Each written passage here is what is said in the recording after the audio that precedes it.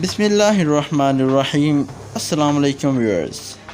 The UAE decision to normalize ties with Israel did not surprise Palestine.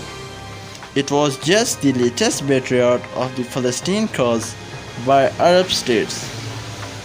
Actually, it all began with Anwar Sadat's visit to Al-Quds. It is Egypt who opened the door. Egyptian president visit to Israel in 1977.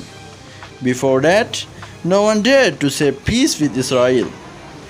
Sadat's visit, the first by an Arab leader to Israel, resulted in normalization of ties between the Cairo and Israel. And again, Jordan followed decade later, signing a peace treaty and establishing diplomatic relations in 1994. The rest of the Arab states held out that until now for years. Palestine have known about the existence of relation between UAE and Israel. Still, they did not seem an announcement of formal ties between the two countries coming this soon. And the other side, international community has welcomed the deal, but Palestine, Iran and Turkey have denounced it. President Trump's chief advisor Jared Kushner has said the US broke Israel-UAE peace treaty represents a massive change for the Middle East. Last Thursday's announcement by US President Donald Trump was only a formal acknowledgement of these clandestine efforts, especially over the past years or so. Efforts toward normalization had gained peace with cultural exchange between the Zionist states and the Gulf Sheikhdom, as well as efforts on social media to help pave the way for the establishment of ties. A spokesman for President Mahmoud Abbas termed the deal disgraceful, while Hamas has described it as a stab in the back.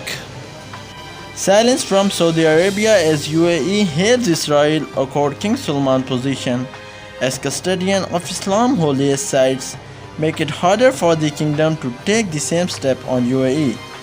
But actually, Saudi Arabia is ready for the peace deal with Israel. And another side, Iran, Turkey lash out at UAE over agreement with Israel.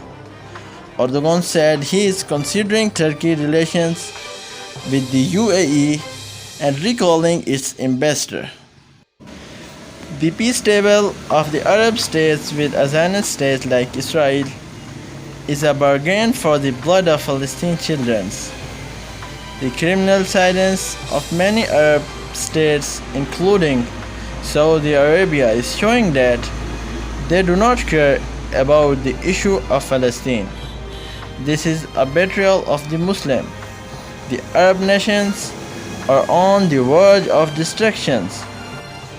Our Prophet Muhammad ﷺ said about the end times, "The hour will not come until some members of my ummah meet the polytheists, and some people start worshipping idols."